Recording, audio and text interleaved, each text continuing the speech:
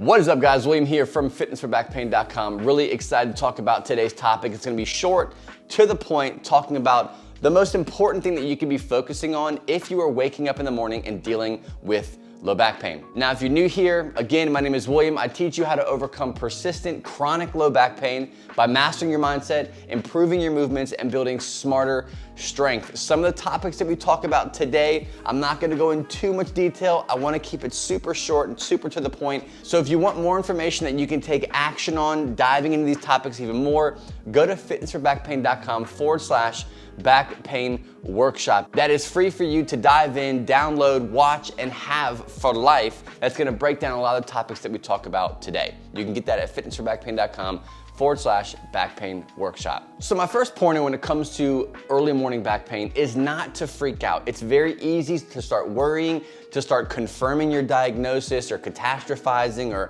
or building this fear and anxiety in your body and stress due to the pain that you're experiencing, because you might have a before bed routine that you were told to do, like stretching or meditation or whatever you might be doing, and you're waking up with more pain or the same amount of pain. So it can become very frustrating. And if there was one thing I want you to focus on when it comes to morning back pain, is optimizing your morning routine. Now, there's a lot of layers to optimizing your morning routine, and I'm gonna cover them here really quick. The first one I would say is stop stretching. I think we stretch way too much. We wake up and we think that we have to just wake up our bodies, and by moving and stretching and pulling and on these muscles, we're gonna feel better and they're gonna wake up and become less stiff. Well, it's actually not the case. Your body has what's called a protection mechanism. It's kind of what I call it.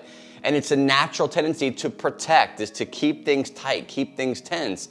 So in the morning, other than biology that you're trying to work against, in the sense of in the mornings, your discs are more inflated. There's more water and liquid between your vertebrae. So any kind of sensitivity, any pain or tension that you might have, odds are it's gonna be worse in the morning until gravity kicks in and these things start to settle down. So remove stretching. Stop trying to think that you can stretch the tension, stretch the pain, or get these muscles to relax through that way of doing it. It's just not gonna happen. The second way to optimize your morning is to stop doing unnecessary bending. There's a way that you can think through how you typically run your mornings. If it's you get dressed, if it's you cook, if it's you're ironing your clothes, or you vacuum, or you Swiffer, or whatever your routine is in the morning, think through it ahead of time, at the end of the day, midday, and set yourself up for success. When I was a healthcare recruiter many moons ago, at that time I was dealing with a lot of back pain, and I had to modify my mornings. I had to bring my clothes up at a higher level, so I wasn't bending over to grab my shoes. I wasn't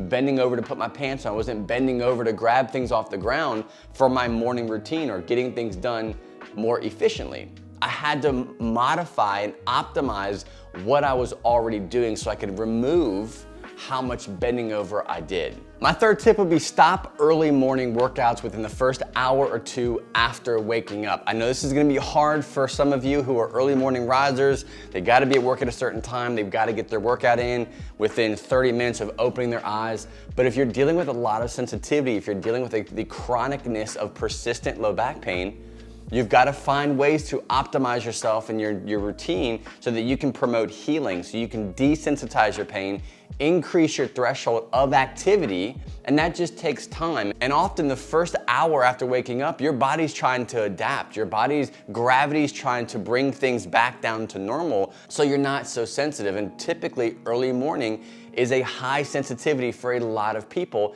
and it's very natural. So what you don't want to do is add load to that, weights and dynamic movement, first thing in the morning. The last and final tip for early morning back pain is to go for a fast-paced walk. Walking is one of the best things you can do for a sensitive low back. It helps build that tolerance back up to being more active. So if you're not doing it already, get your shoes on. If you want to do this in the morning, wait about 30 minutes to an hour after waking up and go for a fast-paced walk. If you find that working out in the first hour after waking up causes sensitivity, try walking. If you can wake up in 30 minutes, 45 minutes after waking up, you can put your shoes on and you can go for a walk and you feel good and it's not increasing your sensitivity, then choose that over going and lifting weights. wake up, put your shoes on, and take that fast-paced walk. That's it, guys. That is my quick tip for early morning back pain. If you want more information on diving deeper into these strategies, how to use exercise, how you should navigate exercise and build a program that fits you